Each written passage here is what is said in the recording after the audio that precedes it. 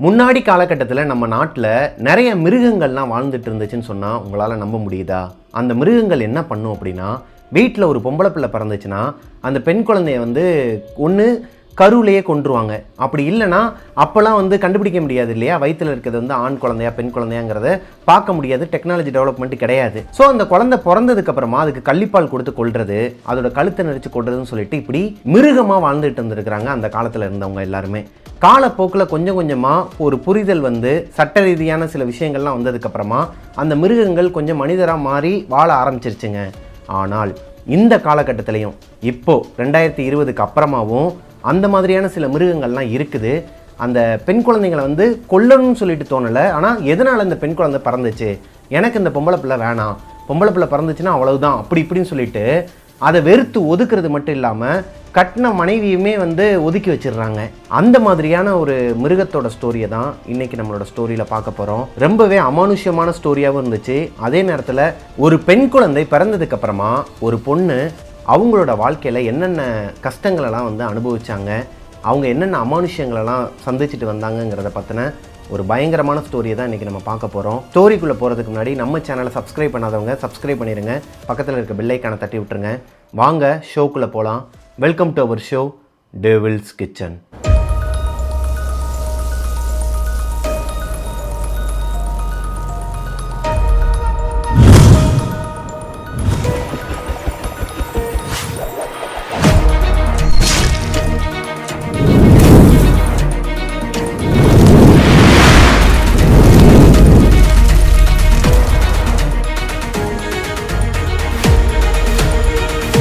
Hello ghosties, நான் உங்களோட பிரபாகரன். இன்றைக்கி நம்ம பார்க்க போகிற ஸ்டோரியை எனக்கு இன்ஸ்டாகிராமில் அனுப்பின சிஸ்டரோட பேர் மித்துலாங்க. மித்துலா கோயம்புத்தூரை சேர்ந்தவங்க. கோயம்புத்தூரில் ஒரு அவுட்ரு ஏரியாவாங்க. கோயம்புத்தூரோட அவுட்டரில் ஒரு கிராமம் மாதிரியான ஒரு ஏரியாவில் தான் அவங்களோட அம்மா அப்பா, வீட்டுக்கு ஒரே பொண்ணு தான் மித்துலா. அவங்களோட பாட்டி தாத்தா, அதாவது அம்மாவோட அப்பா அம்மா ரெண்டு பேருமே அவங்களோட வீட்டிலேருந்து ஒரு 1.5 கிலோமீட்டர் டிஸ்டன்ஸில் அவங்களோட வீடு இருக்குதாங்க. இவங்களோட வீட்டோட அமைப்பு எப்படி இருக்குன்னா, இது சொந்த வீடு தான், தனி வீடாங்க. மேலே மொட்டை மாடி இருக்கும், கீழே மெயின் டோரை ஓப்பன் பண்ணால் ஒரு பெரிய ஹால் இருக்கும், ஒரே ஒரு ரூம் மட்டும்தான் இருக்கும். பெட்டை ஒட்டியே ஒரு ஜன்னல் இருக்குமாங்க. இது பழைய ஜன்னலாம். இந்த வீடே ஆக்சுவலாக பழைய வீடு தான். இவங்களோட சொந்தக்காரங்க கிட்ட இருந்து இவங்க சொந்தமாக வாங்கியிருக்கிறாங்க. பெட்ரூம்க்கு ஆப்போசிட்லேயே கிச்சன் இருக்குமாங்க.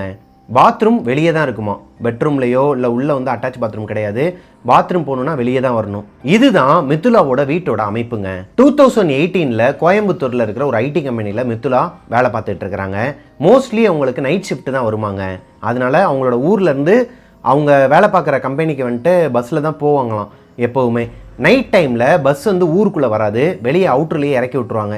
ஒன்று மித்துலாவோட அப்பா போய் அவங்கள பிக்கப் பண்ணிட்டு வருவார் பைக்கில், அப்படி இல்லைனா அவங்க தாத்தா போய் கூப்பிட்டு வருவாராங்க. அப்படி இல்லைனா இவங்களே தனியாகவே நடந்து வந்துடுவாங்களாம். இவங்களுக்கு அது பழக்கமாயிடுச்சு. அப்படி அவங்க அந்த ரோட்டில் நடந்து வரும்போது இவங்களோட ஏரியாவோட அமைப்பு எப்படி இருக்குன்னா, இவங்க வீடு இருக்குன்னு சொன்னாங்க இல்லையா, தனி வீடு. இந்த வீடை சுற்றிலுமே வீடுங்கள்லாம் பக்கத்துலலாம் இருக்காதாங்க. ஒரு கிராமத்து பகுதிங்கிறனால ஒரு 200 மீட்டர் 150 மீட்டர் டிஸ்டன்ஸில் தான் வீடுங்கள்லாம் இருக்குமா. அதுவுமே சிங்கிள் வீடாக தான் இருக்குமா. இந்த அப்பார்ட்மெண்ட் மாதிரியான டைப்லாம் அங்கே கிடையவே கிடையாது. இவங்க ஊரில் நிறைய கோவில்கள் இருக்குமாங்க. மித்துலாவோட வீட்டுக்கு பக்கத்தில் காலி இடம் தானா. இந்த காலி இடத்துல இந்த புல் அப்புறம் இந்த கருவேலஞ்செடி அந்த மாதிரிலாம் இருக்குமா. தூரத்தில் ஒரு வீடு தெரியுமா, அதாவது அவங்களோட பெட்ரூம்லேருந்து அந்த விண்டோ ஓப்பன் பண்ணி பார்த்தா இந்த வியூ கிடைக்குமாங்க. இப்போ மித்துலா எப்பவுமே நைட் நேரம் அந்த ஆஃபீஸ் முடிஞ்சு உங்களோட வீட்டுக்கு வரும்போதோ இல்லை வீட்டில் இருந்துட்டு அன்டைமில் அவங்க ஆஃபீஸ்க்கு கிளம்பி போகும்போதோ எந்த ஒரு அமானுஷ்யமே உங்களோட வாழ்க்கையில் நடந்தது கிடையாது. அன்னைக்கு ஒரு நாள் நைட்டு ஒரு 10லேருந்து 10:30 மணி இருக்குமாங்க. மித்துலாவுக்கு தூக்கமே வரலை. அவங்களுக்கு வீக் ஆஃப். அவங்களோட பெட்ரூமில் மித்துலாவுக்கு தூக்கம் வராத காரணத்தினால கட்டிலில் ஒரு மாதிரி உருண்டு பரண்டு படுக்கிறாங்க. ஒரு கட்டத்துக்கு மேலே ஃபோன் எடுத்து நோண்ட ஆரம்பிக்கிறாங்க. அவங்களோட அம்மா அப்பா ரெண்டு பேருமே ஹாலில் படுத்து தூங்கிட்டு இருப்பாங்களாங்க. மித்துலா மட்டும்தான் அவங்களோட ரூமில் தூங்குவாங்களாம். இவ்வளோ நாளாக நைட் ஷிஃப்ட் பார்த்த காரணத்தினாலையும் நைட்டு அதிகப்படியாக தூங்காத காரணத்தினாலையும் நைட் நேரம் தூக்கம் வராமல் ஃபோனை நோண்டிக்கிட்டே இருந்திருக்கிறாங்க. அந்த நேரம் பார்த்து வெளியே இப்படி ஒரு சவுண்டு கேட்குதுங்க. இந்த மாட்டு வண்டிலாம் ஓடும்போது இப்படி ஒரு சவுண்டு கேட்கும் இல்லையா, இந்த சத்தம் பயங்கரமாக கேட்குது. இவங்களுக்கு ஒரு சந்தேகம். டைம் பார்க்குறாங்க, 11 மணி ஆகுது. நைட்டு 11 மணிக்கு யார் மாட்டு வண்டி எடுத்துகிட்டு இந்த பக்கம் போகிறது, யாராக இருக்குன்னு சொல்லிட்டு இவங்க எந்திரிச்சு அந்த ஜன்னல் வழியாக பார்க்கும்போது கிரவுண்டே எம்டியாக இருக்குது. அதாவது இவங்களுக்கு அந்த வியூ தெரியும்னு சொன்னாங்க இல்லையா, அந்த பகுதியில் யாருமே இல்லை. ஒரு மாதிரி மயான அமைதியாக இருக்குது. நைட் நேரம் அந்த ஒரு அட்மாஸ்பியர் இருக்கும் இல்லையா, அந்த மாதிரி அந்த பூச்சி சத்தங்கள் மட்டும்தான் கேட்குது. அந்த சத்தம் நின்றுது. என்னடா அது நம்ம படுத்திருக்கிறப்ப அந்த மாட்டு வண்டி சத்தம் கேட்டுச்சு, எந்திரிச்சு பார்த்தா யாருமே இல்லைன்னு சொல்லிட்டு மறுபடியும் அவங்களோட பெட்டில் படுக்கும்போது அகைன் அந்த சத்தம் கேட்குதுங்க. எந்திரிச்சு பார்க்குறாங்க. இந்த தடவை வெளியே யாருமே இல்லைனாலும் அந்த சத்தம் மட்டும் இவங்களுக்கு கேட்டுக்கிட்டே இருக்குது. இந்த சத்தம் எங்கேருந்து தான் வருதுன்னு சொல்லிட்டு அவங்களுக்கு தெரிஞ்சுக்கிறதுக்கு ஒரு ஆர்வம் வருதுங்க. எந்திரிச்சு அவங்களோட வீட்டோட மெயின் டோரை ஓப்பன் பண்ணிவிட்டு வெளியே வந்து பார்க்குறாங்க. வெளியே யாருமே இல்லை. அவங்களோட ஏரியாவே ஒரு மாதிரி மயான அமைதியாக இருக்குது. அவங்க வீட்டுக்கு வெளியே ஒரு ஸ்ட்ரீட் லைட் இருக்குமாங்க, அது ஃப்ளிக்கர் ஆகிக்கிட்டு இருக்கு. இவங்களுக்கு இந்த பேய் இது மேலெலாம் நம்பிக்கையே கிடையாதாங்க. சாமி மேலே நம்பிக்கை இருக்குது, சாமியை வழிபடுவாங்க. சாமி வந்து காப்பாற்றுதோ இல்லையோ சாமி மேலே ஒரு நம்பிக்கை இருக்குது. அப்பேற்பட்ட பொண்ணுக்கு வெளியே வந்து பார்க்கும்போது இது பெரிய விஷயமா தெரியலைங்க. ரெஸ்ட் ரூம் வெளியே தான் இருக்குன்னு சொன்னாங்க இல்லையா, ரெஸ்ட் ரூம் போயிட்டு நேராக அவங்களோட வீட்டுக்குள்ளே போயிட்டு அவங்களோட ரூமில் படுத்து தூங்கிட்டாங்களாம். அடுத்த நாள் காலையில் எந்திரிச்சதுமே பக்கத்து ஏரியாவில் இருக்கிற அவங்களோட தாத்தா பாட்டி வீட்டுக்கு போகிறாங்க. பாட்டி வீட்டுக்கு போகும்போது அங்கே ஒரு சலசலப்புங்க. அவங்க தாத்தா ஏதோ ஒரு விஷயத்த சொல்லி ஆர்கியூ பண்ணிகிட்டு இருக்கிறாரு. அவங்க பாட்டி திட்டிகிட்டு இருக்கிறாங்க. இப்போது மித்துலா உள்ளே போனதுமே அவங்க தாத்தா சொல்கிறாருமா, நேற்று நைட்டு எனக்கு இந்த மாட்டு வண்டி சத்தம் கேட்டுச்சுமா, பயங்கரமாக யாரோ ஒருத்தவங்க மாடு ஓடுற மாதிரி சவுண்டு கேட்டுச்சுமான்னு சொல்லும்போது மித்துலாவுக்கு ஒரு மாதிரி தூக்கி போடுதுங்க. தாத்தா, எனக்குமே இதே சத்தம் கேட்டுச்சு, நான் எந்திரிச்சு வெளியெல்லாம் வந்து பார்த்தேன், யாருமே இல்லை, ஏரியாவே ஒரு மாதிரி மயான அமைதியாக இருந்துச்சுன்னு சொல்லும்போது அவங்க பாட்டி இந்த தாத்தாவை பார்த்து கண்ணு காட்டி முறைச்சிட்டு, அதெல்லாம் ஒன்றும் இல்லைம்மா, நம்ம திருவிழா வரப்போதில் கோவிலில், அதனால் இந்த பசங்க யாராச்சும் ஒருத்தங்க இந்த மாடை இழுத்துட்டு ஓடிட்டு இருப்பாங்க நைட் நேரத்தில் அப்படிங்கிற மாதிரி சொல்கிறாங்க. இது ஏற்றுக்கக்கூடிய ஒரு கருத்தாக தான் இருக்குது மித்துலாக்கு. ஏன்னா அவங்க ஊர் ஃபங்க்ஷனில் அந்த திருவிழாவாக இருக்கட்டும் இல்லை எதனா ஒரு ஃபங்க்ஷன் வரும்போது மாட்டு வண்டியில் ரேஸ்லாம் விடுவாங்களாம். அதுக்காக அன்டைமில் இந்த பசங்க மாடுங்களுக்கு ட்ரைனிங் கொடுத்துட்ருப்பாங்களாம். ஒருவேளை அப்படியா கூட இருக்கலாம்னு சொல்லிட்டு அசால்ட்டாக விட்டுறாங்க. இந்த சம்பவம் நடந்த அன்னைக்கு நைட்டே, அதாவது மித்துலா அவங்களோட தாத்தா பாட்டி வீட்டுக்கு போயிட்டு ரிட்டன் அவங்களோட வீட்டுக்கு வந்த அன்னைக்கு நைட்டு சாப்பிட்டுட்டு அவங்களுக்கு ஒர்க் ஃப்ரம் ஹோமாங்க. அவங்க வீட்டில் ஹாலில் உட்காந்து டிவி பார்த்துக்கிட்டே கொஞ்சம் நேரம் லேப்டாப்பில் உட்காந்து லாகின் பண்ணி ஒர்க் பண்ணிகிட்டு இருக்கிறாங்க. டைம் 11:30 ஆகுது. இந்த டைமில் அவங்க அப்பா ஹால்லே படுத்து தூங்கிட்டாராங்க. அம்மா மட்டும் இவங்களோட ரூம்குள்ளே போயிட்டு பெட்டில் படுத்து தூங்கிட்டு இருக்கிறாங்க. அதாவது மித்துலாவுக்கு ஒரு சம்பவம் நடந்துச்சு இல்லையா, ஃபஸ்ட்டு அவங்களோட பெட்டில் படுத்துருக்கும் போது அந்த சத்தம் கேட்டுச்சு. அந்த பெட்டில் போயிட்டு அவங்க அம்மா படுத்து தூங்கிட்டாங்களாம். மித்துலாவும் நைட்டு வேலை பார்த்துட்டு டயர்டாகி அப்படியே சோஃபாலே படுத்து தூங்கிட்டாங்களாங்க. அடுத்த நாள் காலையில் எந்திரிக்கும் போது அவங்க அம்மாவுக்கு ஜுரம் 100 டிகிரியை தாண்டி அடிக்குது. பயங்கரமாக கொதிக்குது உடம்பு. அது போக அவங்க அம்மாவால் பேசக்கூட முடியலை, தண்ணி கொடுத்தா குடிக்கக்கூட முடியலை. என்ன பண்ணுறதுன்னு தெரியாமல் அவங்க அம்மாவை ஹாஸ்பிட்டல் கூட்டு போகிறாங்க மித்துலா. ஹாஸ்பிட்டல் கூட்டு போன இடத்துல எமர்ஜென்சியில் அவங்கள அட்மிட் பண்ணுறாங்க. எமர்ஜென்சிக்கு கூட்டு போனதுக்கப்புறமா ஒரு 1/4 மணி நேரத்தில் அவங்க அம்மாவை ஐசியூக்கு மாற்றுறாங்க டாக்டர்ஸ். ஐசியூவில் கிட்டத்தட்ட ஒரு 1/2 மணி நேரத்துக்கு அப்புறமா டாக்டர்ஸ் வெளியே வந்து அவங்க அப்பா கிட்ட சொன்னது, நீங்கள் ஒரு நல்ல தர்காவுக்கு போங்க, தர்காவுக்கு போயிட்டு அவங்க வந்து இந்த ஹோலி வாட்டர் மாதிரி எதனா ஒன்று கொடுப்பாங்க, நீங்கள் போய் உங்கள் ஒய்ஃபுக்கு வந்து இந்த மாதிரி ஏதோ அமானுஷ்யமாக அவங்க நடந்துக்கிறாங்க, அவங்களுக்கு வந்து என்னன்னு சொல்லி பாருங்கன்னு சொல்லிட்டு கேட்டிங்கன்னா அவங்க சில விஷயங்கள்லாம் கொடுப்பாங்க, எடுத்துகிட்டு வாங்க, நாங்கள் வந்து உங்களுக்கு பெர்மிஷன் கொடுக்குறோம், நீங்கள் ஹாஸ்பிட்டல்லே கூட அந்த கயிறு கட்டுறதோ இல்லை அவங்களுக்கு அந்த ஹோலி வாட்டர் எடுத்து தெளிக்கிறோ இந்த மாதிரி ரிச்சுவல்ஸ்லாம் நீங்கள் பண்ணுங்க அப்படிங்கிற மாதிரி சொல்லும்போது இவங்களுக்கு ஒரு மாதிரி வியர்டாக ஃபீல் ஆகிருக்குதுங்க. என்னடா அது டாக்டரே இப்படி பேசுகிறாங்கன்னு சொல்லிட்டு என்னாச்சு டாக்டர்னு சொல்லி கேட்கும் போது அவங்க ஒரு விஷயத்த சொல்கிறாங்க. மித்துலாவோட அம்மாவை ஐசியூவில் வச்சு அவங்க ட்ரீட்மெண்ட் கொடுத்துட்டு இருக்கும்போது அவங்க அம்மா நாக்கை கடிச்சிக்கிட்டு டாக்டர்ஸை அசிங்கமாக திட்டிருக்கிறாங்க. அசிங்கமாக திட்டுறது மட்டும் இல்லாமல் எந்திரிச்சு ஓடுறதுக்கு ட்ரை பண்ணுறாங்க. இது எல்லாமே இவங்களுக்கு ஒரு மாதிரி அமானுஷ்யமாக தெரிஞ்சாலும் ஒருவேளை கொடுத்த மெடிசின் வந்து ஹை டோஸாக இருக்கிறனால அதுக்கு சைடு எஃபெக்டாக கூட இருக்கலாம்னு சொல்லிட்டு டாக்டர்ஸ் எதுவுமே சொல்லலையாம் ஒரு 10 நிமிஷத்துக்கு. ஆனால் அவங்க அம்மாவோட பிஹேவியர் கொஞ்சம் கொஞ்சமாக அப்நார்மலாக ஆக ஆரம்பிச்சிருக்குதுங்க. அவங்களாவே இல்லை, கண்ணுக்குன்னெல்லாம் ஒரு மாதிரி மேலே தூக்கிக்கிட்டு முடியெல்லாம் பிச்சுக்கிட்டு இந்த டாக்டர்ஸோட சட்டையெல்லாம் பிடிச்சி அவங்கள அசிங்கமாக திட்டிக்கிட்டு எந்திரிச்சு ஓடுறதுக்கு ட்ரை பண்ணுறாங்க. அவங்களுக்கு மயக்க ஊசி போட்டிருக்கிறாங்க. அவங்க கொஞ்சம் நேரம் ரெஸ்ட் எடுக்கணும்னு சொல்லிட்டு மயக்க ஊசி போட்டாலும் எவ்வளோ டோஸ் போட்டாலும், அதாவது ஒருத்தருக்கு இவ்வளோ தான் லிமிட்டுன்னு வச்சுருப்பாங்க இல்லையா, அந்த லிமிட்டை தாண்டி போட்டதுக்கப்புறமும் அவங்க தூங்கவே இல்லையாங்க. எந்திரிச்சு ஒரு மாதிரி அப்நார்மலாகவே பிஹேவ் பண்ணிகிட்டு இருக்கிறாங்க. இங்கே இருக்கிற டாக்டர்ஸுக்கு கொஞ்சம் இந்த மாதிரியான நம்பிக்கைகள்லாம் இருக்கும் போல இருக்குது. அதனால தான் அவங்களோட அப்பாக்கிட்டையும் மித்துலாக்கிட்டையும் வெளியே வந்து இந்த விஷயத்த சொல்கிறாங்க. நீங்கள் போயிட்டு இந்த மாதிரி ஒரு விஷயத்த பண்ணிட்டு வாங்கன்னு சொல்லும்போது வேறு வழியே இல்லாமல் மித்துலாவோட அப்பா, அவங்களோட தாத்தா, அதாவது மித்துலாவோட அம்மாவோட அப்பா இருக்கிறாங்க இல்லையா, நைட்டு கூட சத்தம் கேட்டுச்சுன்னு சொன்னார் இல்லையா, அவரும் இவங்களோட அப்பாவும் சேர்ந்து ஒரு தர்காவுக்கு போயிருக்கிறாங்க.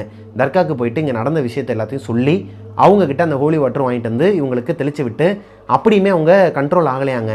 ஒரு 2 நாள் அந்த ஹாஸ்பிட்டலே தான் வச்சு பார்த்துருக்குறாங்க. ஓரளவுக்கு ஓகே ஆகிருக்குது. வீட்டுக்கு டிஸ்சார்ஜ் பண்ணி கூப்பிட்டு வந்ததுக்கப்புறமா அந்த ரூமுக்குள்ளே போயிட்டு படுக்கக்கூடாதுன்னு சொல்லிட்டு அவங்க பாட்டி ஸ்ட்ரிக்டாக சொல்கிறாங்க. அது எதனாலங்கிறது மித்துலாவுக்கு தெரியாதாங்க. மோஸ்ட்லி மித்துலா கிட்டேருந்து நிறைய விஷயங்களை அவங்க வீட்டில் இருக்கிறவங்களாம் மறைச்சிருவாங்களாம். அப்படி தான் இந்த விஷயத்தையும் மறைச்சிட்டாங்க போல இருக்குது. அம்மாவுக்கு ஏதோ பேய் பிடிச்சிருச்சு போலன்னு தான் மித்துலா நினச்சிருக்கிறாங்க. இப்போது அவங்க பாட்டி சொன்ன மாதிரியே அந்த ரூம்குள்ளே யாருமே படுத்து தூங்க மாட்டாங்களாம். ஒரு மாதத்துக்கு இந்த சம்பவம் நடந்து 1 மாதத்துக்கு யாருமே இந்த ரூம்குள்ளே தூங்க மாட்டாங்களாம். வெளியே தான் அவங்க அம்மா படுத்து தூங்குவாங்களாம். ஓரளவுக்கு அவங்க அம்மா வந்து ஓகே ஆகிட்டாங்களாங்க. அவங்க அம்மா கொஞ்சம் கொஞ்சமாக அந்த விஷயத்துலேருந்து வெளியவும் வந்துட்டாங்களாம். ஃபீவரும் போயிடுச்சு, அமானுஷமாகவும் பிஹேவ் பண்ணுறது கிடையாது. இப்போது அவங்க பாட்டி இன்னொரு ரூல்ஸும் போடுறாங்க. இந்த வீட்டில் வெளியே இருக்கிற ரெஸ்ட் ரூம் வந்து யாருமே யூஸ் பண்ணாதீங்க. நைட் நேரத்தில் ஒரு 9 மணிக்கு மேலே யாருமே வெளியே வராதிங்க. வந்தால் 2-3 பேராக வெளியே வாங்க, லைட்டு போட்டுக்கோங்க, கையில் டார்ச்சும் எடுத்துக்கோங்கிற மாதிரி நிறைய விஷயங்கள்லாம் சொல்லும்போது மித்துலாவுக்கு டவுட் வருது. ஏன் பாட்டி இப்படிலாம் சொல்கிறாங்க? அவங்க பாட்டிக்கிட்டே கேட்குறாங்க. அவங்க பாட்டி ப்ராப்பரான ரீசன் சொல்லலை. அவங்க அம்மா அமானுஷமாக பிஹேவ் பண்ணாங்கன்னு டாக்டர் சொன்னது மேலேயும் மித்துலாவுக்கு நம்பிக்கை கிடையாதுங்க. எந்த ஜென்ரேஷனில் இருக்கிறாங்க, இதெல்லாம் வந்து நம்புற மாதிரியாக இருக்குது அப்படிங்கிற மாதிரி தான் இருந்திருக்கிறாங்க. ஆனால் ஒரு நாள் நைட்டு மித்துலா அவங்களோட வீட்டுக்குள்ளே உட்காந்து ஒர்க் ஃப்ரம் ஹோம் தான், ஹாலில் உட்காந்து ஒர்க் பண்ணிகிட்டு இருக்கும்போது வெளியே இப்படி பயங்கரமாக கொலுசு சத்தம் கேட்டிருக்குதுங்க. எந்திரிச்சு வெளியே போகலான்னு சொல்லிட்டு மனசுக்கு தோணுது. இருந்தாலும் பாட்டி வந்து சொல்லியிருக்கிறாங்க வெளியே போகக்கூடாதுன்னு சொல்லிட்டு. அதனால் இவங்க வெளியே போக மாட்டாங்களாம். ஜன்னல் வெளியே பார்ப்பாங்களாம், வெளியே யாருமே இருக்க மாட்டாங்களாம். எப்பவும் போல் ஒரு மாதிரி மையான அமைதியாக தான் இருக்குமாங்க. இது இவங்களுக்கு காலப்போக்கில் கஷ்டமாகவே இருந்திருக்குது. மென்சஸ் டைம் அப்போல்லாம் அன்டைமில் இவங்களுக்கு தூக்கமும் வராதான். வெளியே பாத்ரூமுக்கு தான் போய் ஆகணும். அப்படி போகவும் முடியாத சூழ்நிலையில் ரொம்ப கஷ்டப்பட்டுருக்குறாங்க. இப்படியே கொஞ்சம் வருஷங்கள் போகுது.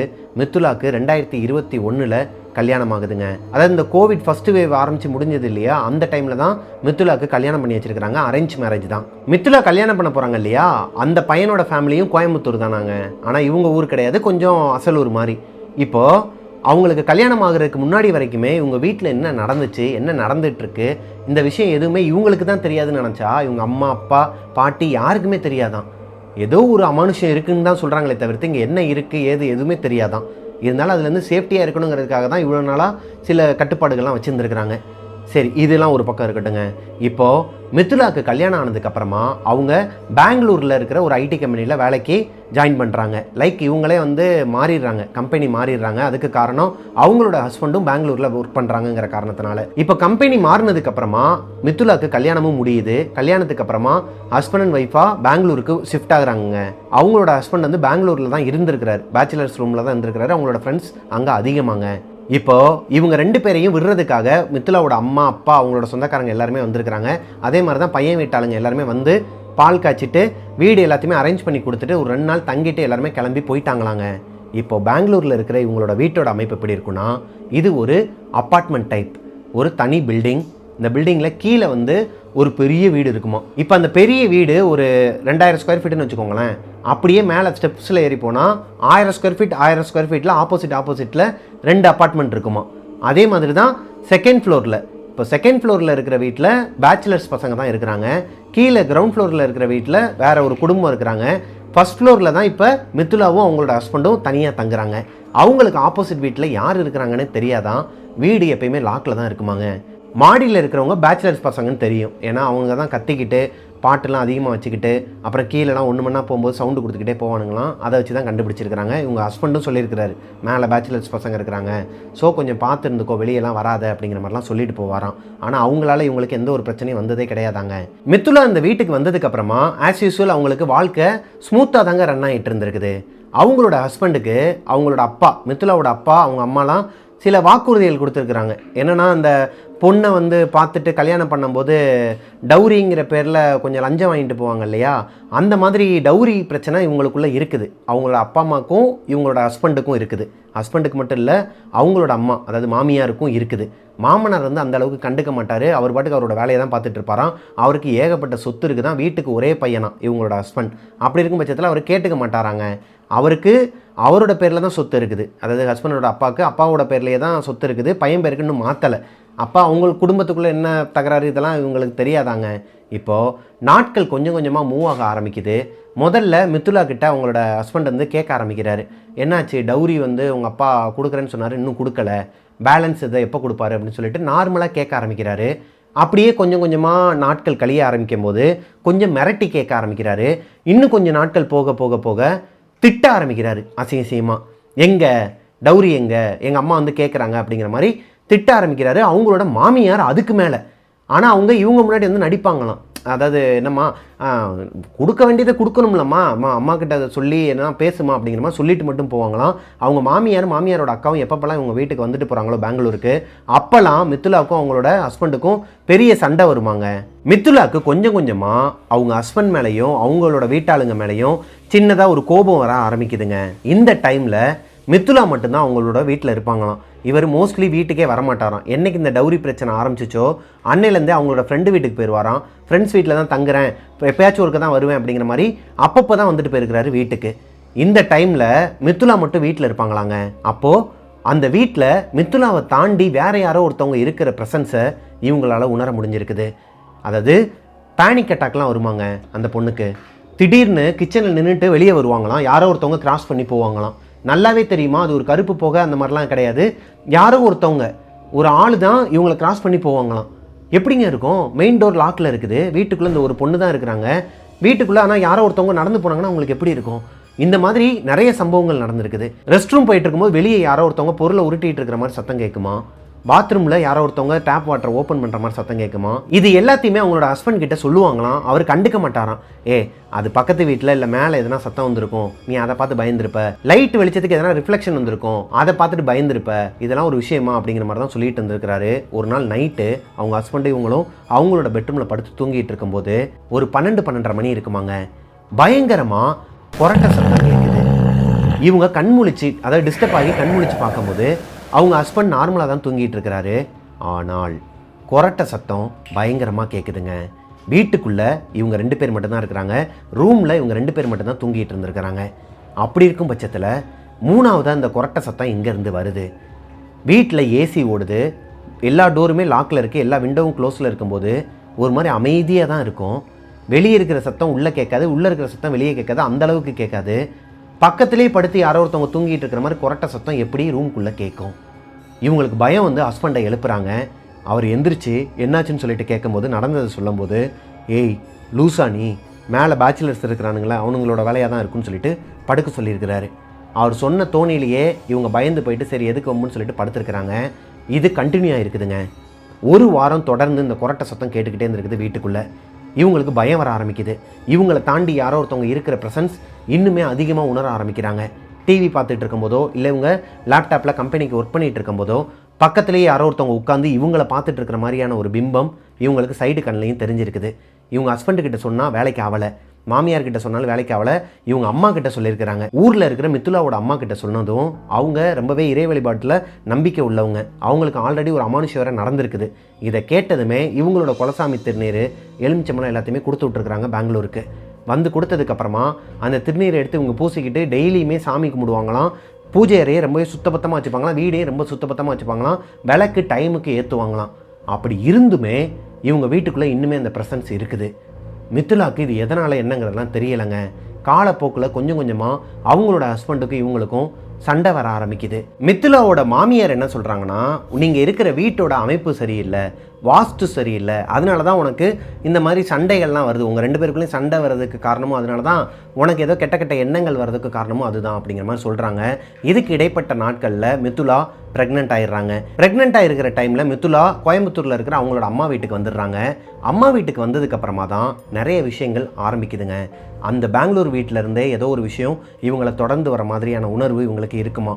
மிட் நைட் 2-2:30 மணிக்கு வெளியே வந்து நிற்பாங்களாம். அவங்க பாட்டி ஆல்ரெடி முன்னாடி நம்ம பார்த்த மாதிரி 9 மணிக்கு மேலே வெளியவே வரக்கூடாதுன்னு சொல்லியிருக்கிறாங்க அந்த பாத்ரூம்க்கு.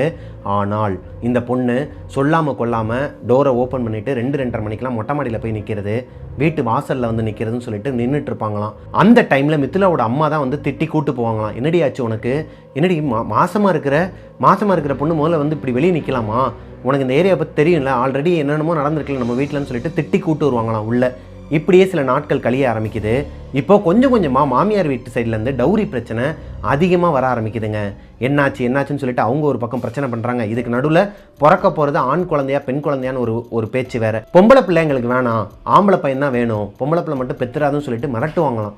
இவங்களுக்கு என்னென்னா, எனக்கு என்ன தெரியும், வரது ஆணோ பொண்ணோ, அது என்னோட குழந்தை தாங்கிற ஒரு மைண்ட் செட்டில் தான் இவங்க வந்துருக்குறாங்க.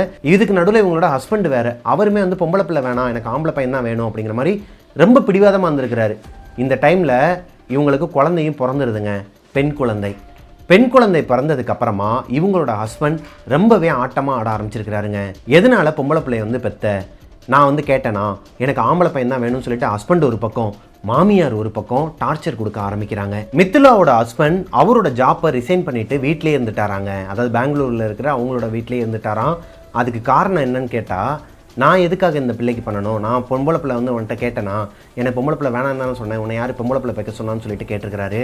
அது போக உங்களுக்குலாம் என்னால் வேலை பார்த்து எதுவும் கொடுக்க முடியாது, நான் வேலை பார்த்தா தானே எதனா ஒன்று கொடுக்கணும், நான் வேலை பார்க்காம எங்கள் அப்பா காசுலேயே இருந்துடுறேன்னு சொல்லிட்டு பிக்காளித்தனமாக பேசியிருக்கிறாருங்க.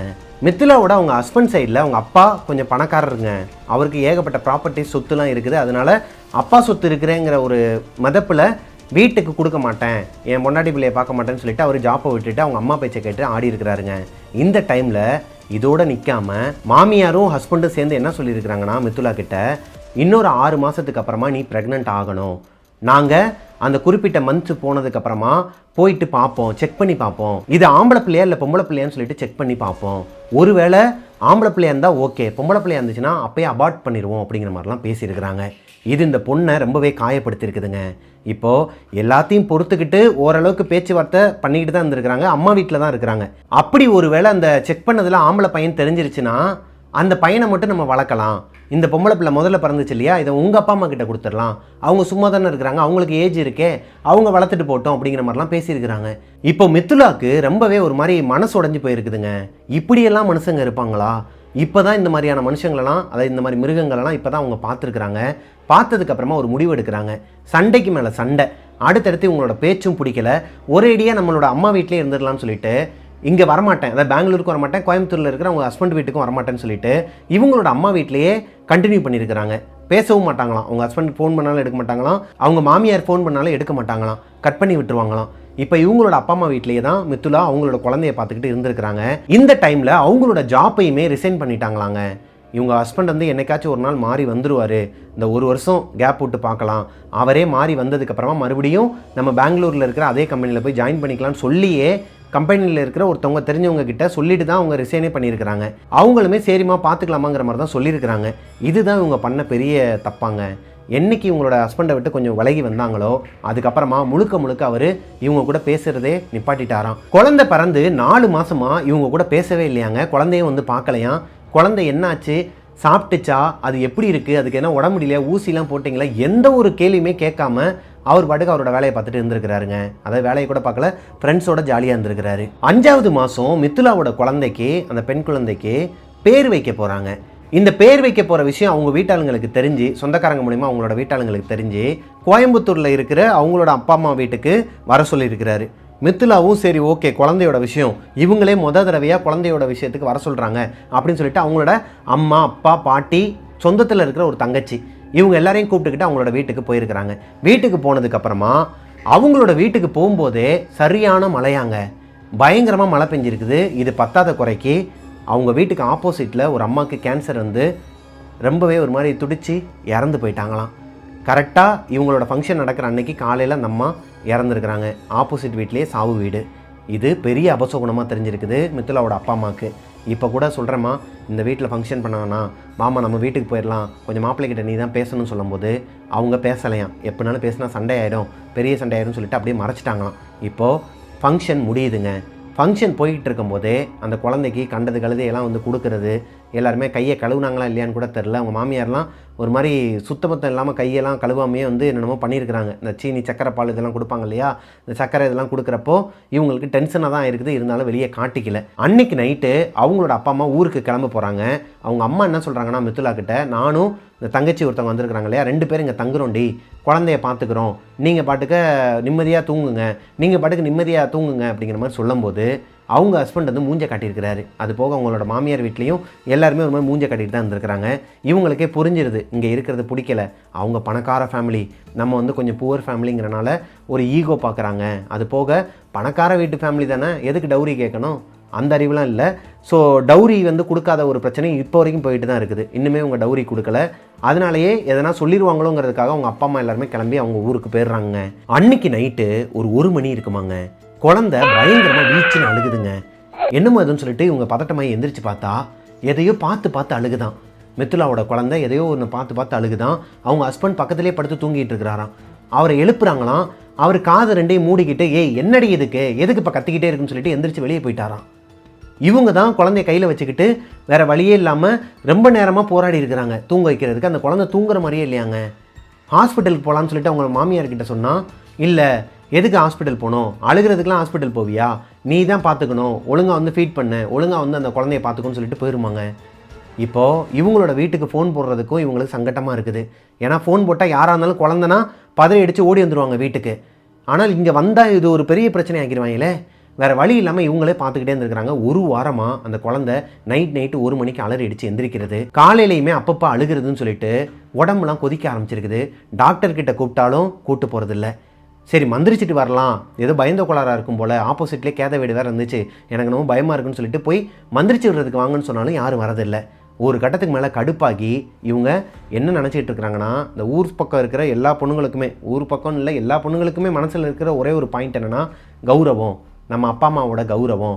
அவங்கள எதனா வெளியே இந்த சொந்தக்கார நாய்ங்களாம் எதனா சொல்லிடுவாங்களோ, எப்படா அவங்க கீழே விழுவாங்கன்னு நினச்சிட்டு இருக்கவங்களா நம்மளே எடுத்து கொடுத்த மாதிரி ஆயிருமோ அப்படிங்கிற மாதிரி பயந்துக்கிட்டே புகுந்த வீட்டில் நடக்கிற இந்த மாதிரியான பிரச்சனைகளெல்லாம் தாங்கிக்கிட்டு அமைதியாக இருந்துருவாங்க. வெளியவும் சொல்ல மாட்டாங்க. அதே நேரத்தில் அந்த நாயை அடித்தாலும் வாங்கிக்கிட்டு இருப்பாங்க. இது என்னோட சர்க்கிள்லேயே நிறையா பேர் நான் பார்த்துருக்குறேன். சிலர்லாம் என்ன பண்ணுறானுங்கன்னா, இந்த டவுரிங்கிற மேட்டரில் அந்த பொண்ணுங்களை வந்து பயங்கரமாக அடிக்கிறது, திட்டுறது, இதெல்லாம் பண்ணிக்கிட்டு இருப்பானுங்க. அந்த மாதிரி தான் இவங்க ஹேண்டில் பண்ணிகிட்டு இருந்திருக்கிறாங்க. ஒரு கட்டத்துக்கு மேலே மித்துலாவுக்கு கோபம் வந்து, இது எனக்கு தேவையே கிடையாது, நான் வந்து என்னோடய அம்மா வீட்டிலே இருந்துக்கிறேன், கௌரவம் இந்த இதெல்லாம் பார்த்தா என்னோடய குழந்தையும் நல்லா இருக்காது, நானும் நல்லா இருக்க மாட்டேன், என் குழந்தைக்காக நான் வெளியே போகிறேன்னு சொல்லிட்டு அவங்க ஹஸ்பண்ட்கிட்டையும் மாமியார்கிட்டையும் எதுவுமே பேசாமல் இவங்க பாட்டுக்கு வீட்டை விட்டு கிளம்பி வந்திருக்கிறாங்க. பெட்டி படிக்கையெல்லாம் எடுத்துக்கிட்டு குழந்தையும் தூக்கிக்கிட்டு. அவங்க எதுவுமே கேட்கலையாங்க, எதுக்கு வீட்டை விட்டு வெளியே போகிற, எதுவுமே கேட்கலையாம். நேராக இவங்களோட வீட்டுக்கு வந்ததுக்கப்புறமா இவங்க அப்பா அம்மா கிட்ட சொல்லி டாக்டர்கிட்ட கூட்டு போய் குழந்தைய பார்த்துருக்குறாங்க. குழந்தைக்கு எதுவுமே இல்லை, இருந்தாலும் மெடிசின்லாம் கொடுத்துருக்குறாங்க. மெடிசின் கொடுத்து வீட்டுக்கு கூட்டு வந்ததுக்கப்புறமா இந்த குழந்தை அழுதுகிட்டே இருக்குது. இவங்க மந்திரிக்கிறதுக்கு ஒரு அம்மன் கோயிலுக்கு கூட்டு போயிருக்கிறாங்க. இவங்க ஊர் அம்மன் கோவிலில் ஒரு சாமியார் இருப்பாராம். அவர் காசுலாம் வாங்க மாட்டாராம், சும்மாவே மந்திரிச்சு விடுறது இந்த மாதிரியான வேலையெல்லாம் கடவுளோட ஒரு வேலை, அதாவது அவருக்கு கடவுள் கொடுத்த வேலைங்கிற மாதிரி அதை பார்த்துட்டு இருக்க ஒரு பர்சன். அவர்கிட்ட கூட்டு போயிட்டு மந்திரிச்சு விடும்போது அவர் ஒரு விஷயத்த சொல்லியிருக்கிறாரு. இந்த பொண்ணை ஒரு ஆத்மா வந்து பின்தொடருது, இவங்களை பிடிக்கணும்னு சொல்லிட்டு அலைஞ்சிட்டு இருக்குது, இந்த பொண்ணை வந்து கொன்று எடுத்துகிட்டு போகணும்னு சொல்லிட்டு அலைஞ்சிட்டு இருக்குங்கும்போது இவங்களுக்கு ஒரு மாதிரி தூக்கி போடுதுங்க. மித்துலாவுக்கு இந்த மாதிரி பேய் இந்த மாதிரியான விஷயங்கள்லாம் நம்பிக்கையே கிடையாது இது நாள் வரைக்கும், இப்போ வரைக்குமே. இப்போ இந்த சாமியார் சொல்லும் போது கூட அவங்களுக்கு நம்பிக்கையே கிடையாதான். ஏதோ சும்மா சொல்லிகிட்டு இருக்கிறாரு, ஒருவேளை காசு கேட்டிருந்தா கூட காசுக்காக சொல்கிறாருன்னு சொல்லலாம். இவர் எந்த ஒரு எதிர்பார்ப்புமே இல்லாமல் எப்படி இதை சொல்லுவாருங்கிற ஒரு குழப்பமும் இருக்குது. அதே நேரத்தில் குழந்தை சரியாகணும், அவ்வளோதான் அவங்களுக்கு. இப்போ அந்த சாமியார் ஒரு லெமனும் திருநீரும் இவங்களுக்கு கொஞ்சம் வேப்பிலையும் கொடுத்து விட்றாரு. அது போக அந்த சாமியார் என்ன சொல்கிறாருன்னா, அம்மா 2 விஷயம். 1 செய்வனை, நீங்கள் வந்து ஒரு கார் ஒன்று வாங்கி வச்சுருக்கீங்கள, அந்த கார் மேலே செய்வனை வச்சுருக்கிறாங்க. அது யார் என்னங்கிறதெல்லாம் எனக்கு தெரியாது, ஆனால் செய்வனை வச்சுருக்கிறாங்க. நீங்கள் நல்லா இருக்கக்கூடாது, அழிஞ்சிடும்னு சொல்லிட்டே வச்சுருக்கிறாங்க. அது போக உன்னோட குழந்தைய ஒரு ஆத்மா இந்த பிள்ளைக்கு பேர் வைக்கும்போது அந்த இடத்துல வச்சு இந்த பிள்ளையை வந்து பின்தொடருது அப்படிங்கிற மாதிரி சொல்கிறாங்க. அப்போ தான் ஒரு விஷயம் உங்களுக்கு தெரிய வருது. இவங்களோட அந்த நேமிங் செரமனிக்கு போகும்போது ஆப்போசிட் வீட்டில் ஒருத்தவங்க இறந்துட்டாங்க இல்லையா, கேன்சர் பேஷண்ட்டு, அவங்களோட ஆத்மா தான் இந்த குழந்தையை பின்தொடருதுங்கிற மாதிரி மித்துலாக்கே ஒரு தாட்டு வருதுங்க. ஆனால் அந்த சாமியார் யார் என்னங்கிறதெல்லாம் அவங்கக்கிட்ட சொல்லலை. இவங்களா ஒரு முடிவுக்கு வராங்க, ஒருவேளை அவங்களோட ஆத்மா தான் வந்திருக்குமோ அப்படிங்கிற ஒரு முடிவுக்கு வராங்க. அது போக அந்த கார் மேட்ரு என்னென்னா, இவங்க அப்பா வந்து டவுரி வந்து கொடுக்க முடியல, நகையாக வாங்கி கொடுக்க முடியலங்கிற பட்சத்தில் ஒரு கார் வாங்கியிருக்கிறாருங்க, தார் கார் வாங்கியிருக்கிறாரு வரதட்சணையாக. அந்த டவுரியை கொடுக்க முடியாத நிலைமைக்கு இதை கொடுத்து இப்போதைக்கு சமாளிப்போம்னு சொல்லிட்டு வாங்கி வச்சிருக்கிறாரு. அதை இன்னும் கொடுக்கல. அந்த டைமில் தான் இந்த பொண்ணு வீட்டிலேருந்து கோச்சிக்கிட்டு குழந்தைய தூக்கிட்டு இங்கே வந்து உட்காந்துருக்குறாங்க. இப்போ அவங்க அப்பா கிட்ட மித்துலா சொல்லிடுறாங்க, இங்கே பாருங்கள் இந்த கார் இங்கேயே இருக்கட்டும், அவனுக்குலாம் கொடுக்காதீங்க, அவங்க வந்து நீங்கள் எதிர்பார்க்குற மாதிரிலாம் கிடையாது, ரொம்ப மோசமானவங்களாம் இருக்கிறாங்க. ஆரம்பத்துலேருந்து இப்போ வரைக்கும் நடந்தது எல்லாத்தையுமே அவங்க அப்பா கிட்ட பட்டும் படாமல்னு சொல்கிறாங்க. அவங்க அப்பாவும் சரின்னு கேட்டுட்டு இருந்துடுறாருங்க. இந்த கார் மேலே செய்வனை வச்சுருக்காங்களாம். அது எப்படி எனக்கு வாங்கின காரை வந்து எனக்கு கொடுக்காம அங்கேயே வச்சிருப்பாங்கன்னு சொல்லிட்டு, இந்த கார் மேலே வேற யாரால செய்வனை வைக்க முடியும், அவங்களால தான் வைக்க முடியும். ஏன்னா அவருக்குன்னு சொல்லிட்டு வாங்கின காருங்கிற காரணத்தினால அவங்க அம்மாவோட வேலையாக தான் இருக்கும்னு இவங்களே கற்பனை பண்ணிக்கிறாங்க. இப்போ இந்த சாமியார் கிட்ட வாங்கின அந்த எலுமிச்சம்பழம் திருநீர் எல்லாத்தையுமே வீட்டுக்கு எடுத்துகிட்டு வந்ததுக்கு அப்புறமா இந்த குழந்தை ஒரு நைட்டு மட்டும் அழுகாமல் இருந்திருக்குது. அடுத்த நாள் மறுபடியும் ரெகுலராக அழுகிற மாதிரியே அழுக ஆரம்பிச்சிருக்குதுங்க. இவங்க என்ன பண்ணுறதுன்னு தெரியாமல் இவங்களோட சொந்தக்காரங்களோட சர்க்கிளில் ஒரு தர்கா சொல்கிறாங்க. அந்த தர்காவுக்கு கூட்டு போகிறாங்க. அங்கே போயிட்டு அவர் ஒரு கருப்பு கயிறு கட்டி விட்றாரு. இந்த குழந்தையோட கையிலையும் இவங்களோட கையிலையும் கட்டி விட்றாரு. எக்காரணத்தை கொண்டியும் இந்த 2 கயிறையும் அவுத்துறாதீங்க. அவரும் ஒரே விஷயத்தை தான் சொல்கிறாரு. இந்த சாமியார் சொன்ன மாதிரியே, ஒரு ஆத்மா இந்த பொண்ணோட பின்னாடியே அலையுது, இந்த குழந்தைய தூக்கிட்டு போகலான்னு சொல்லிட்டு வருது, நீ தாமா அதை பார்த்துக்கணும்னு சொல்லிட்டு வார்னிங் கொடுத்து தான் அனுப்புகிறாரு. கயிறை கட்டிட்டு வீட்டில் போய் படுத்து தூங்கிட்டு இருக்கிறாங்க. மிட் நைட் ஒரு 1-1:30 மணி இருக்குமாங்க. ஹாலில் தான் படுத்து தூங்குறாங்க. குழந்தை இவங்களுக்கு முன்னாடி இருக்குது. குழந்தைய பக்கத்துலேயே ஹக் பண்ணிவிட்டு ஹாலில் படுத்து தூங்குறாங்க. இவங்களுக்கு பின்னாடி இவங்களோட அம்மா அப்பா வரிசையாக ஹாலில் தான் படுத்து தூங்குறாங்க. கதவு மூடி இருக்குது, மெயின் டோர். இப்போது 1:30 மணிக்கு இப்படி யாரோ ஒருத்தவங்க அழுகிற சத்தம் கேட்குதுங்க. மிதுலா மெதுவாக டிஸ்டர்ப் ஆகி கண்ணை திறந்து பார்க்குறாங்க. ஒரு மாதிரி பிளர்ராக இருக்குது. அவங்களோட வீட்டில் ப்ளூ கலரில் ஒரு நைட் லேம்ப் போட்டிருப்பாங்களாம். இந்த லைட்டு வெளிச்சத்துக்கு அவங்களோட ஹாலில் அந்த மெயின் டோர் இருக்கு இல்லையா, அந்த மெயின் டோருக்கு முன்னாடி குட்டியாக கருப்பு கலரில் ஒரு புகை மாதிரியான உருவம், அதாவது நிற்கலை, முட்டி போட்டு இப்படி வச்சு உட்காந்து அழுதுகிட்டு இருக்குதாங்க. அழுதுகிட்டு இருந்தது. வா கயிறு அவுரு, கையில் இருக்கிற கயிறு அவுருன்னு சொல்லிட்டு கூப்பிடுதான் மிதுலாவை. இவங்களுக்கு ஒரு மாதிரி படப்படன்னு வந்துருக்குதுங்க. இது கனவா நிஜமா அப்படிங்கிற ஒரு இதுவே இல்லை, அவங்க மைண்ட்லேயே இல்லை. டக்குன்னு அவங்களுக்கு அப்படி தூக்கம் வந்திருக்கு, தூங்கிட்டாங்க. ஏன்னா அரை தூக்கத்தில் தான் எந்திரிச்சிருக்கிறாங்க, பார்த்துருக்குறாங்க. இதுவே உண்மையாக பொய்யான்னு தெரில மிதுலாவுக்கு. நல்லா தூங்கிட்டாங்க. அடுத்த நாள் காலையில் எந்திரிச்சதும் அவங்க அப்பா அம்மா கிட்ட சொல்கிறாங்க, நைட் இந்த மாதிரி ஒரு விஷயம் நடந்துச்சுங்கும் போது, அம்மா தயவு செஞ்சு இந்த கயிறை மட்டும் கழட்டிடுறாமல் கொஞ்சம் கேர்ஃபுல்லாக இருங்கம்மாங்கிற மாதிரி அவங்களும் சொல்கிறாங்க. ஆனால் இப்போயும் இந்த பொண்ணுக்கு நம்பிக்கை கிடையாதுங்க. இதெல்லாம் சும்மா நம்மளோட கற்பனை, இவங்களாம் சொல்லி சொல்லி திணிக்கிறனால நமக்கும் அந்த மாதிரி விஷுவல் வருது, இது கனவாக கூட இருக்கலாங்கிற மாதிரி தான் ஒரு மைண்ட் செட்டில் இருந்திருக்கிறாங்க. அன்னைக்கு நைட்டு அதே மாதிரி 1 மணிலேருந்து 1:30 மணிக்குள்ளே இவங்களோட குழந்தை பயங்கரமாக அழுக ஆரம்பிக்கிறா. எந்திரிச்சு பார்த்தா கையை காட்டி காட்டி அழுகிறா. இந்த கையில் இருக்கிற அந்த கயிறை கலட்டுறதுக்கு ட்ரை பண்ணுறா. இப்போது குழந்தைக்கு ரொம்ப டைட்டாக இருக்குது போல் கயிறு, அவுத்துட்டு கட்டுவோம், கொஞ்சம் லூஸாக கட்டுவோம்னு சொல்லிட்டு தான் இவங்க அந்த கயிறையே கலட்ட ஆரம்பிச்சிருக்கிறாங்க.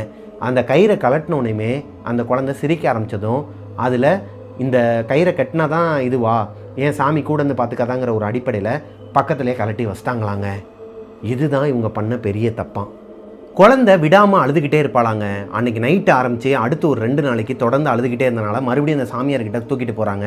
அவர் சொல்கிறாரு, அகைன் அதே ஆத்மா தான் வந்திருக்குது, நீங்கள் தயவு செஞ்சு கொஞ்சம் பார்த்துக்கோங்க, இந்த குழந்தைய இந்த லெமனை கையிலேயே வச்சுக்கோங்க, அந்த லெமன் காஞ்சி போச்சு அப்படின்னா மறுபடியும் வாங்க, நான் ஒரு லெமன் கொடுக்குறேன்னு சொல்லிட்டு கொடுத்து விட்ருக்கிறாரு. வீட்டுக்கு வந்ததுக்கப்புறமா அந்த சாமியார் சொன்ன மாதிரியே அடுத்த ஒரு வாரத்தில் அவங்க அப்பா அந்த தாரை ஓட்டிட்டு வெளியே போயிருக்கிறாருங்க. கார் ஒன்று வாங்கியிருக்காங்கன்னு சொன்னாங்க இல்லையா மருமகனுக்கு, அந்த காரை வெளியே ஓட்டிட்டு போகும்போது சரியான ஆக்சிடென்ட் ஆங்க. அவங்க காலில் இன்ஜுரி ஆகி கிட்டத்தட்ட ஒரு 2 வாரமாக அவங்க அப்பாவால் நடக்கவே முடியலையாம். இதையும் இந்த சாமியார் தான் சொல்லியிருக்கிறாரு. அவர் சொன்ன மாதிரியே நடந்திருக்குது. ஓரளவுக்கு இவங்க அந்த கோவிலுக்கும் தர்காவுக்கும் மாற்றி மாற்றி போயிட்டே இருக்கிறனால, அவங்க சொல்கிற விஷயத்தெல்லாம் மாற்றி மாற்றி கேட்டுக்கிறதுனால இவங்களுக்கு கொஞ்சம் ஓகேவாக தாங்க போயிருக்குது. குழந்தை நைட்டு 2:30 மணிக்கு திடீர்னு அலறடிச்சு எந்திரிப்பாங்களாம். ஆனால் காம்டவுன் ஆகி அவங்களே தூங்கிடுவாங்களாம். மிதுலாவோட ஃப்ரெண்ட்ஸும் அவங்களோட ஃபேமிலியில் இருக்கிறவங்களும் என்ன சொல்லுவாங்கன்னா, இந்த வீடு தான் ஏதோ பிரச்சனை போல இருக்குது, நீ பேசாமல் இந்த வீடை விற்றுட்டு வேறு எங்கேயாச்சும் போயிடலாம்ல, வேறு எங்கேயாச்சும் போய் பார்த்துக்கலாம்னு சொல்லும்போது இவங்களுக்கு அந்த தாட்டே வராதாங்க. ஏன்னா இந்த வீடு மிதுலாவோட ஃபேவரட்டான வீடாம். அதனால் அவங்க விற்கவே இல்லை. இப்போது கொஞ்சம் நாட்கள் அப்படியே போகுதுங்க. அமாவாசை பௌர்ணமி இந்த மாதிரியான நாட்கள் வந்துச்சுன்னா குழந்தை பயங்கரமாக அழுவாளாம். வெளியே சொல்லி வச்ச மாதிரி இப்படி ஒரு கொலுசு சத்தமும் ஊழ விடுற சத்தம், நாய்ங்க எல்லாம் ஒன்று சேர்ந்து இவங்க வீட்டு வாசலில் நின்று வீட்டை சுற்றிலுமே ஊழ விட்டுட்டு இருக்குமா. அந்த ஏரியாவில் இருக்கிறவங்க எல்லாருக்குமே தெரியுமா இந்த விஷயம். ஏதோ ஒரு அமானுஷம் நடக்குது இவங்க வீட்டில் மட்டும். எப்படி பௌர்ணமி அமாவாசை இந்த மாதிரி எதனா ஒரு நாள் வந்தாலே நாய் எல்லாம் ஒன்று சொன்ன மாதிரி 12-12:30 மணிக்கு ஊழ விடுது. இப்போ வரைக்கும் நடக்குதாங்க அவங்க வீட்டில். இப்போ வரைக்குமே மிதுலா அவங்களோட குழந்தைய அவங்க மட்டுமே தான் பார்த்துக்கிறாங்க. வீட்டுக்காரர்கிட்ட ₹1 கூட இப்போ வரைக்கும் வாங்கினது கிடையாதாங்க. அவர் டைவர்ஸ் நோட்டீஸ்லாம் அனுப்பியிருக்கிறாரு. இவங்க டைவர்ஸ்லாம் கொடுக்க முடியாது அப்படிங்கிற மாதிரி சொல்லியிருக்காங்க. ஒரு கட்டத்துக்கு மேலே இவங்களுக்கு அந்த தாட் வந்துருச்சாங்க, டைவர்ஸ் கொடுத்துடலாம் அப்படிங்கிற மாதிரி தாட் வந்துருச்சு. ஆனால் அவர்கிட்ட ₹1 கூட வாங்க மாட்டேன், அதை இப்போ வரைக்கும் நான் வாங்கினதில் இதுமேலும் நான் வாங்க போகிறது கிடையாது, எனக்கு அவங்களோட வீட்டில் இருக்கிற அந்த தாட்டு எதுவுமே பிடிக்கலை. ஒன்று டவுரி பிரச்சனை, ஒரு பொண்ணுக்கிட்ட ஒரு பொண்ணை எப்படி முறையாக ஹேண்டில் பண்ணணுங்கிறது அவங்களுக்கு தெரில. 2வது ஒரு பெண் குழந்தை பிறந்தா அதையே இப்படி பார்க்குறானுங்க. இவனுங்க கிட்ட இருக்கிறது ஒன்று தான் இல்லாதது ஒன்று தாங்கிற மாதிரியான ஒரு மைண்ட் செட்டில் அந்த பொண்ணு வந்துட்டாங்க. இப்போ மிதுலா அவங்களோட அம்மா வீட்டில் அவங்களோட குழந்தைய வச்சுக்கிட்டு அவங்களோட வாழ்க்கையை ரன் பண்ணிகிட்டு இருக்கிறாங்க. நல்லா தாங்க இருக்கிறாங்க, சந்தோஷமாக இருக்கிறாங்க. இதுலேருந்து அவங்க என்ன சொல்ல வராங்க அப்படின்னா, எல்லா ஆண்களையும் குறிப்பிட்டு சொல்லலை, ஒரு சிலர் அவங்களோட ஒய்ஃபை நல்லா பார்த்துக்கிறாங்க. இந்த ப்ரெக்னென்சி டைமாக இருக்கட்டும் இல்லை அதுக்கப்புறமா இருக்கட்டும், எல்லாமே நல்லா பார்த்துக்கிறாங்க. அந்த மாதிரி இருக்கிற பசங்களுக்கெல்லாம் ஓகே. ஆனால் இந்த மாதிரி அம்மா பேச்சை கேட்டுக்கிட்டு இல்லை அவங்களுக்கே வந்துட்டு இந்த ஒரு பொண்ணுனா வந்து இலக்காரமாக பார்க்குறது, இந்த மாதிரி ஒரு மென்டாலிட்டியில் இருக்கிற ஆண்கள்லாம் தயவு செஞ்சு கல்யாணமே பண்ணாதீங்க, லவ்வே பண்ணாதீங்கடா அப்படிங்கிற மாதிரி சொல்ல சொன்னாங்க. ஸோ இதோட அவங்க சொன்ன ஸ்டோரியை நான் உங்ககிட்ட என்னோடய ஸ்டைலில் நரேட் பண்ணி முடிச்சிட்டேன். இந்த ஸ்டோரி பெரிய ஒரு இம்பேக்ட் கொடுத்துருக்குங்க நிறைய பேரோட வாழ்க்கையில். இப்போ வரைக்குமே நிறையா இடத்துல நான் கேள்விப்பட்டுக்கிட்டு தான் இருக்கிறேன். இவங்க சொல்லும் போதுமே ரொம்ப ஒரு மாதிரி வெக்ஸ் ஆகி தான் பேசுனாங்க. அவங்களோட அந்த லெட்டர்லேயே தெரிஞ்சிச்சு, வாய்ஸ் நோட் போடல, டைப் பண்ணி தான் அனுப்புனாங்க. அதுலேயே தெரிஞ்சிருச்சுங்க இவங்க என்ன சொல்ல வராங்க அப்படிங்கிறது. ரொம்பவே பாவம் தான் இவங்க. ஆனால் இவங்க வந்து ஒரு போல்டான பொண்ணுங்க. எப்படின்னா இப்படிப்பட்ட ஒரு கதைகளும் நம்ம பார்த்துருக்குறோம். எப்படின்னா என்னோடய ஹஸ்பண்டோட தொல்லை தாங்க முடியாமல் நான் தூக்கில் தூங்கினேன், என் ஹஸ்பண்டோட அம்மா அதாவது மாமியார் வந்து என்னை வந்து கொடுமைப்படுத்துகிறாங்கன்னு சொல்லிட்டு விஷம் குடிச்சு செத்துட்டேன், அவங்க வந்து பேயாக வந்தாங்க அப்படி இப்படின்னு சொல்லிட்டு நம்ம இதுக்கு முன்னாடி பார்த்த ஒரு 320 கதைகளில் ஒரு 20-30 கதைகளில் பார்த்துருப்போம்னு வச்சுக்கோங்களேன். ஆனால் இந்த பொண்ணு ஸ்ட்ராங்கான பொண்ணுங்க, போல்டான பொண்ணுங்க. ஒரு பெரிய சல்யூட்டுங்க உங்களுக்கு. இந்த கதையின் மூலமாக நிறைய பேர் பார்த்துட்ருப்பீங்க. நீங்களும் கொஞ்சம் போல்டாக இருங்கம்மான்னு தான் நான் சொல்லுவேன். ஏன்னா இப்பேற்பட்ட மிருகங்கள் கிட்ட வந்து வாழ்கிறது ஒன்று தான், வாழாமல் இருக்கிறதும் ஒன்று தான். வெளியே இருக்கிறவன் அதை சொல்லிடுவான், இவன் இதை சொல்லிடுவான்னு சொல்லிட்டு நினச்சிக்கிட்டு கொஞ்சம் கொஞ்சமாக உங்களையும் அழிச்சிக்கிட்டு குழந்தைங்களையோட வாழ்க்கையும் அழிச்சிக்கிட்டு இருக்கிறதுக்கு இந்த மாதிரி மித்துலா மாதிரியான ஒரு போல்டான பொண்ணாக இருந்துட்டு போயிடலாங்க. ஆக்சுவலாக இவங்களோட பேர் மித்துலா கிடையாது, புனைப்பெயர்கள் தான். இவங்களோட ஊர் கோயம்புத்தூர் தான். ஆனால் டீட்டெயில்ஸ் எல்லாத்தையுமே புனைப்பெயர்கள் வச்சு சொல்ல சொன்ன காரணத்தினால நான் புனைப்பெயர்கள் வச்சு சொல்லிட்டேங்க. இந்த ஸ்டோரி உங்களுக்கு பிடிச்சிருக்கும் நம்புகிறேன். இது உங்களுக்கு ஒரு மோட்டிவேஷனலாகவும் இருக்கும்னு நம்புகிறேன். எல்லாருக்குமே தயவு செஞ்சு இந்த வீடியோ ஷேர் பண்ணுங்கள். நான் இதனால் வரைக்கும் நிறையா வீடியோஸில் அந்த மாதிரி கேட்டது கிடையாது. ஒரு சில பர்டிகுலர் வீடியோஸில் தான் கேட்பேன். அதில் இந்த வீடியோ ஒன்றுங்க. உங்களால் முடிஞ்ச அளவுக்கு இந்த வீடியோவை ஸ்ப்ரெட் பண்ணி ஷேர் பண்ணுங்கள். இந்த மாதிரியான மிருகங்களுக்கு பயந்துக்கிட்டு நீங்கள் உங்களோட வாழ்க்கையை அழிச்சிடாதீங்கம்மா. ஒருவேளை இப்போ மித்துலா அவங்களோட குழந்தை சின்ன பாப்பாவாக இருக்கிறாங்க. அவங்க வளர்ந்து வந்து அவங்க ஒரு சாதனையோ இல்லை அவங்க ஒரு பெரிய விஷயத்தை பண்ணும்போதோ இல்லை அவங்களோட குடும்பம் வந்து ஒரு பெரிய நிலைமைக்கு போகிறத எப்படினாலும் ஆப்போசிட்டில் இருக்கிற மித்துலாவோட ஹஸ்பண்டோட அவங்களோட மாமியாராக இருக்கட்டும், அவங்க வீட்டாளுங்களாக இருக்கட்டும், ஏன் அவங்க புருஷனாகவே இருக்கட்டும், எல்லாருமே பார்க்க தான் போகிறாங்க. எந்த மூஞ்சை வச்சுக்கிட்டு அந்த பொண்ணுக்கிட்ட போய் பேசுவாங்க, எந்த மூஞ்சை வச்சுக்கிட்டு அந்த பொண்ணு முன்னாடி போய் நிற்பாங்கங்கிறத நினச்சாலே எனக்கே ஒரு மாதிரி ரொம்ப சங்கட்டமாக இருக்குது. அவங்களுக்குலாம் எப்படி இருக்க போகுதுன்னு தெரிலங்க. வாழ்கிற நாள் கொஞ்ச நாள் தான். நம்ம எப்போ சாவோம், எப்போ நமக்கு என்ன ஆகுங்கிறது எதுவுமே தெரியாதுங்க. இருக்கிற வரைக்கும் நம்மளும் சந்தோஷமாக இருந்து நம்ம கூட இருக்கிறவங்களையும் சந்தோஷமாக பார்த்துப்போம். எல்லாருக்குமே சொல்கிறேன், ஆண்களாக இருக்கட்டும் பெண்களாக இருக்கட்டும், நம்ம ஷோ பார்த்துட்ருக்கிற எல்லாருக்குமே என்னடா அவன் ஓவராக பேசுகிறான்னு நினைக்காதீங்க. உங்கள் எல்லாரையுமே நான் உறவாக தான் பார்க்குறேன். நீங்கள் எல்லாருமே வந்து அண்ணன் தம்பி, என் வீட்டில் ஒருத்தன், நீ நல்லா இருக்கணும்ப்பா, உன் குடும்பம் நல்லா இருக்கணும்ப்பா, நீ சாப்பிட்டியாப்பா அப்படி இப்படின்னு சொல்லிட்டு இன்ஸ்டாகிராமில் கேட்குறதா இருக்கட்டும், நேரில் பார்க்கும்போது பேசுகிறதா இருக்கட்டும், இது எல்லாமே என் குடும்பத்தில் எனக்கு கிடைக்காதது உங்ககிட்டேருந்து கிடைக்கிது. நீங்களும் என்னோடய குடும்பம் தான். அந்த ஒரு அட்வான்டேஜில் தான் நான் உங்களுக்கு இந்த மாதிரியான கிரிஞ்சான தகவல்கள்லாம் கொடுக்குறது. ஏன்னா உங்களை பொறுத்த வரைக்கும் இதெல்லாம் கிரிஞ்சாக தான் இருக்கும் நிறையா பேருக்கு. இருந்தாலும் நான் சொல்ல வேண்டியதை சொல்லிடுறேன். அதுலேருந்து ஒரு 10 பேருக்கு இது ஒரு மோட்டிவேஷனலாக இருந்தால் கூட ஓகே தான் இல்லையா? இருக்கிற கொஞ்ச நாள் சந்தோஷமாக வாழுங்க, கூட இருக்கிறவங்கள சந்தோஷமாக பார்த்துக்கங்க. இந்த ஸ்டோரி உங்களுக்கு பிடிச்சிருக்கும் நம்புறேன். பிடிச்சிருந்தா லைக் பண்ணிடுங்க. உங்களோட வீட்லையும் இதே மாதிரி எதனா ஒரு அமானுஷம் நடந்திருக்குது, அதை என்கிட்ட ஷேர் பண்ணணும்னு நினச்சிங்கன்னா பிரபாகரன் அஃபிஷியல் மிஸ்டர் பிரபாகரன்ங்கிற இன்ஸ்டாகிராம் ஐடிக்கு எனக்கு இன்பாக்ஸ் பண்ணுங்கள். மிஸ்டர் பிரபாகரன் யூடியூப் சேனலை சப்ஸ்கிரைப் பண்ணிடுங்க. பக்கத்தில் இருக்க பெல் ஐக்கானை தட்டி விட்டுருங்க. ஸ்பாட்டிஃபைல டெவில்ஸ் கிச்சனை ஃபாலோ பண்ணாதவங்க ஃபாலோ கொடுத்துருங்க. ஸ்பாட்டிஃபையோட லிங்க் நான் கீழே டிஸ்கிரிப்ஷனில் கொடுக்குறேன். நெக்ஸ்ட் ஒரு சூப்பரான ஸ்டோரியில் உங்களை மீட் பண்ணுற வரைக்கும் டாட்டா, பாய் பாய்.